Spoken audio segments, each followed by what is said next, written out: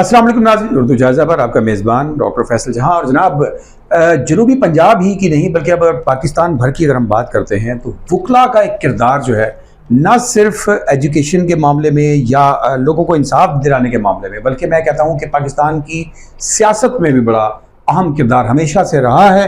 और इन वकला की जो प्रोडक्शन है, जाहिर बात है कि जो इनकी प्रोडक्शन फैक्ट्रीज़ हैं, यानी इनके जो कॉलेजेस हैं, ये कॉलेजेस जो हैं ये भी तनाज़ा का शिकार हो गए। ख़ासतौर पर अगर हम बात करते हैं मुल्तान की, तो मुल्तान शहर में एक ऐसा केस सामने आया कि जिसने जो मैं कहता हूँ कि जो जड़ें थी, जो इन कॉलेजेस की जड़ें थी, उन जड़ों को खोखला कर दिया और इस एजुकेशन सिस्टम का पूरा जो स्ट्रक्चर था वो नीचे आन गिरा। तो जनाब, इस टॉपिक पर आज हम गुफ्तगू करेंगे कि इसमें कहाँ पर इन वकला स्टूडेंट्स का कितना नुकसान हुआ, इस एजुकेशन सेक्टर को जो चलाने वाले लोग हैं, वो जो कि बिजनेस का एक पूरा एक सेटअप था, उनको कितनी हद तक नुकसान हुआ।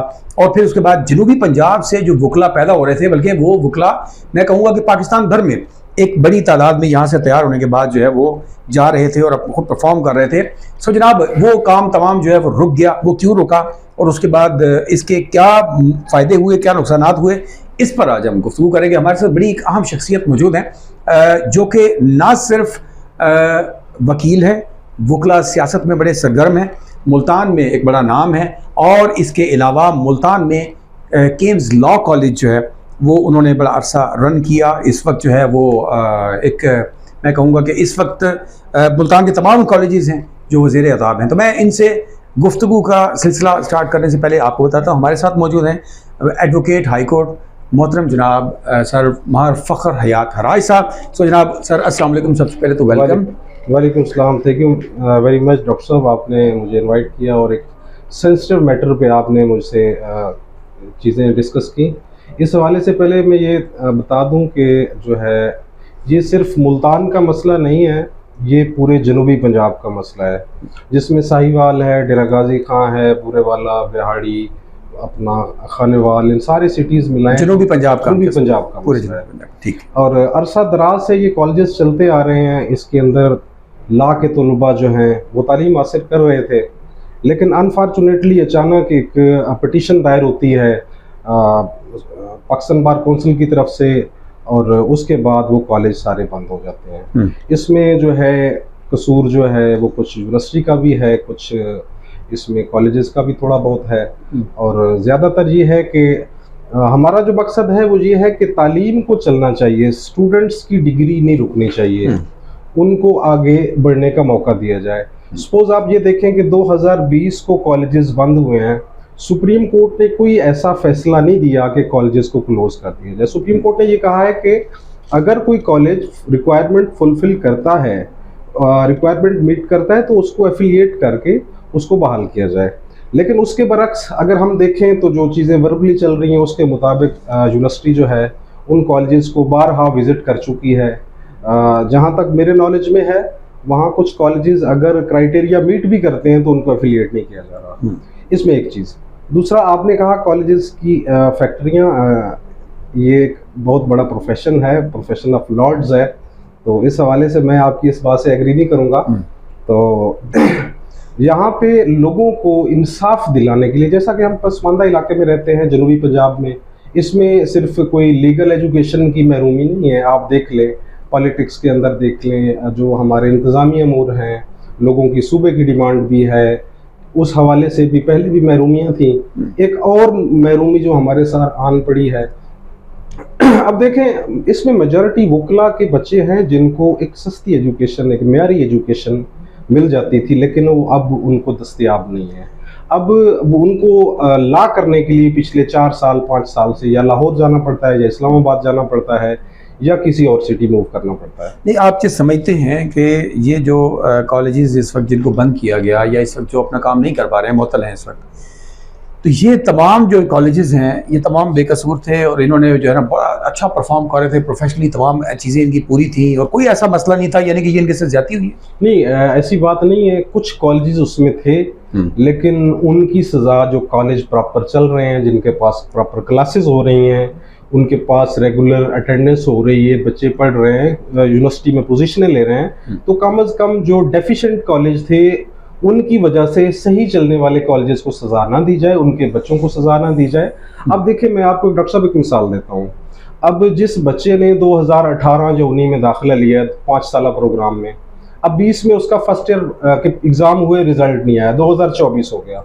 अब 19 में वो दाखिला रह रहा है, 24 तक उसने फर्स्ट पार्ट पास किया, 4 साल उसके रहते हैं। सपोज कर लेते हैं इस साल कॉलेज बहाल हो जाते हैं, बच्चों को जो है एग्जाम की सहूलत दे देते हैं, तो आप ये देखें कि इनको मजीद 4 साल रिक्वायर्ड 2028 आ जाएगा, यानी कि 19 में दाखिला लेने वाला बच्चा 2028 में ला पास करेगा। और इसमें भी हो सकता है उसकी कोई सप्लियां वगैरह आए, और पॉसिबल है, माइट भी, कि वो बच्चा जो है ना 30 तक जाके ला कंप्लीट करे। अब उसका ये जो 11 साल का गैप है, उसके लिए वो बच्चा कभी सिविल जज के एग्जाम के लिए एलिजिबल नहीं होगा, क्योंकि वो उस वक्त ओवर एज हो चुका होगा। और ऐसे 13,000 बच्चे हैं, और ये सारे ऑलमोस्ट 70-80% जनूबी पंजाब से बिलोंग करते हैं। यूं ही सेम इनके साथ है, क्योंकि इनकी डिग्री के 3 गुना टाइम ज्यादा लग रहा है, तो ये बच्चे एडिशनल सेशन जज के एग्जाम के लिए भी एलिजिबल नहीं होंगे। तो इन 13 या 14,000 स्टूडेंट के साथ बहुत बड़ी ज्यादती है, मैं समझता हूँ। अरबाब इख्तियार को इसका नोटिस लेना चाहिए। और इस हवाले से अब अगर सपोज कॉलेज का कसूर है या यूनिवर्सिटी का कसूर है, बच्चे का क्या कसूर है? एक जो है ना, आप मीटिंग कॉल करें, बच्चों को फिल्टर करें, जो चीजें हैं, जो कॉलेजेस हैं, और कई दफा कमेटियां बन चुकी हैं, पाकिस्तान बार काउंसिल की, पंजाब बार काउंसिल की, यूनिवर्सिटी की तरफ से, FIA की तरफ से, सारी चीजें जो है ना रिपोर्ट्स आ चुकी हैं, ठीक है। उसके बावजूद मैं आज भी कहता हूँ, कोई एक कॉलेज भी अगर सिंगल भी एलिजिबल है, तो आप उसको एफिलिएट करें और उन बच्चों को बहाल करें। जो रिमेनिंग बच्चे हैं उनके लिए आप कोई स्पेशल स्टडी सेंटर बनाएं, कुछ भी करें, उन बच्चों का खुदारा टाइम जाए होने से उनको बचाएं। अच्छा नहीं, Bahauddin Zakaria university vice chancellor और एडमिनिस्ट्रेशन पर करप्शन का इल्ज़ाम लगता है, सुप्रीम कोर्ट तक बात जाती है। अगर उन्होंने करप्शन की है, उन्होंने कहीं से पैसा लिया है यूनिवर्सिटी एडमिनिस्ट्रेशन ने, तो देने वाले तो यही कॉलेजेस हैं ना। सर, करप्शन की बात जहाँ तक है, उसमें जो है वो FIA ने तहकीकात की हैं, उनके पास रिपोर्ट मौजूद है, सुप्रीम कोर्ट में भी है। उस हवाले से जो है ना वो भी सारी मंजर आम पे है, सब लोगों को पता है। मेरा कंसर्न ये है कि यहाँ बच्चों का कसूर नहीं है। अगर कॉलेजेस हैं, यूनिवर्सिटी है या व्हाट्सएवर कुछ भी है, जिस स्टूडेंट ने इन्हीं यूनिवर्सिटी ने अपने इन्हीं कॉलेजेस को एफिलिएट किया, विजिट किए, प्रॉपर फीसें पे की, उसके बाद इन्होंने इनको एफिलिएशन लेटर जारी किए, उसके बाद इन्होंने बच्चे इनरोल किए, बच्चे इनरोल करने के बाद इन्होंने 1 साल उनको पढ़ाया, फिर उनके एग्जामिनेशन के फॉर्म गए, किसी जगह पे इतराज नहीं लगा। उस बच्चे ने 1 साल पास कर लिया, 2 साल पास कर लिया, 3 साल, चौथे साल पे आके कहते हैं जी वो कॉलेज तो एलिजिबल ही नहीं है।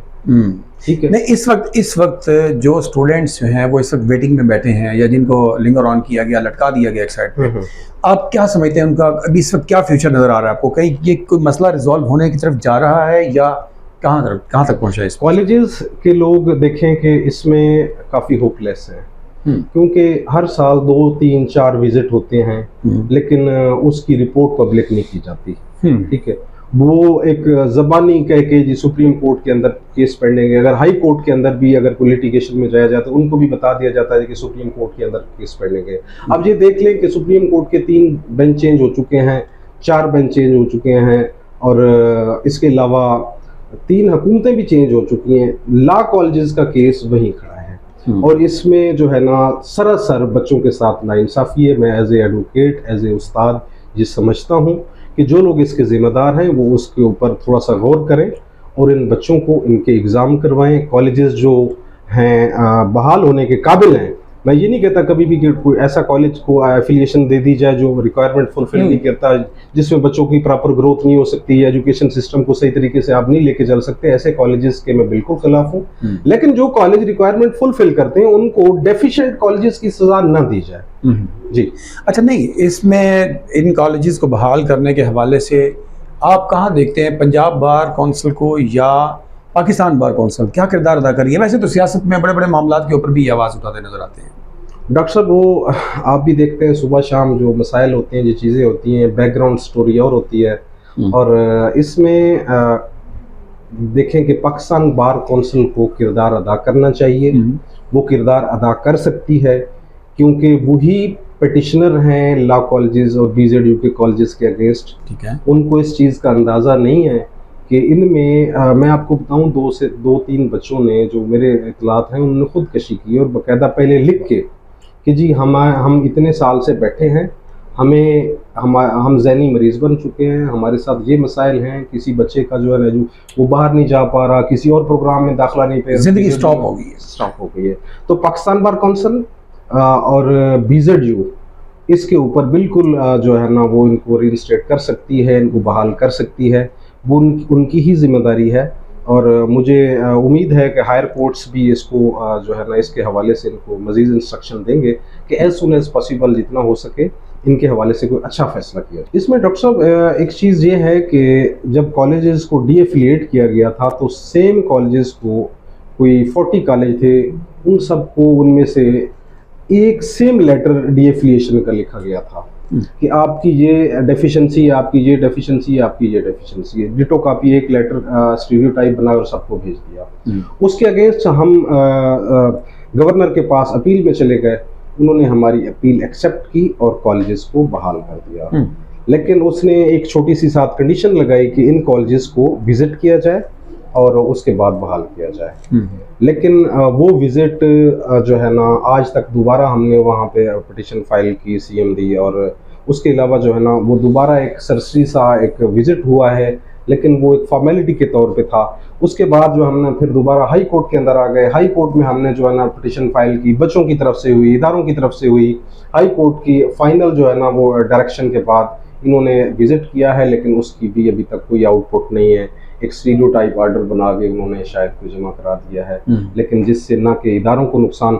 मैं एक और चीज़ ऐड कर दूं कि 40 कॉलेजेस के अंदर हर कॉलेज में तकरीबन 15 लेक्चरर होते हैं परमानेंट, 8-10 लोगों का स्टाफ होता है, एडमिनिस्ट्रेशन का भी 25 बंदे हैं, और ये 1000 बंदा बेरोजगार है।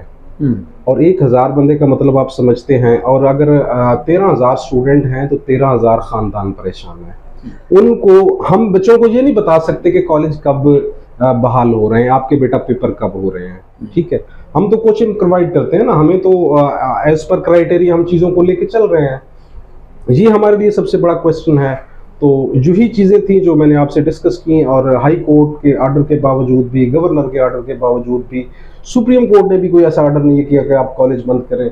ये सारी चीज़ें होने के बावजूद भी चीज़ें, एक मैं आपको एग्जांपल दे दूं, हमारी ज़बान में कहता है कि सिविल केस बना के इसको प्रोलॉन्ग किया जा रहा है, लिंगर ऑन किया जा रहा है, जबकि किसी भी मुहज़्ज़ब मुआशरे में, किसी मुल्क में, एजुकेशन सेक्टर में ऐसा नहीं होता। आप देख लें कि अगर अरबाब इख्तियार चाहें तो वो 3 दिन के अंदर भी इसको कर सकते हैं, लेकिन प्रायोरिटीज़ जो हैं वो शायद ना हों।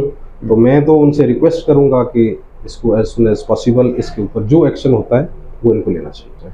बहुत शुक्रिया आपके तशरीफ़ लाने का और इस अहम मौजू पर बात करने का। यकीनन जहाँ पर जिन एफिशिएंसी नहीं पाई जाती जिन कॉलेजेस में, उनको इस चीज़ की सज़ा मिलनी चाहिए, लेकिन जो एफिशिएंट हैं और तमाम जो रिक्वायरमेंट्स हैं उनको पूरा करते हैं, तो उन कॉलेजेस को यकीनी तौर पर फुली रिस्टोर करना ज़रूरी है। या फिर कम अज़ कम इतना ज़रूर कीजिए कि जो स्टूडेंट, वो तमाम तलबा और तालिबात जो कि अपना फ्यूचर जो है वो उसको बिल्कुल उनको कुछ नज़र नहीं आ रहा है, या जिनको आपने अंधेरों में ले जाकर बिठा दिया है, उनके लिए कम अज़ कम रस्ते ज़रूर बहाल कीजिए, ताकि सबसे पहले निचली सतह पर आकर वो लोग जो कई सालों से ना अपनी तालीम को कंटिन्यू कर पा रहे हैं और ना ही अपने फ्यूचर की तरफ अगले कदम बढ़ा पा रहे हैं, उन लोगों के लिए काम करने की ज़रूरत है। पाकिस्तान बार काउंसिल हो या बहाउद्दीन ज़िक्री यूनिवर्सिटी समेत तमाम अरबाब इख्तियार को जागने की ज़रूरत है। तो जनाब, उम्मीद है कि मार फ़ख्र हयात हराज साहब की जो गुफ्तगू है उससे यकीनी तौर पर आप लोगों ने कुछ ना कुछ जो है वो ज़रूर पिक किया होगा और इस पर अमल दरामद किया जाएगा। सर, बहुत बहुत शुक्रिया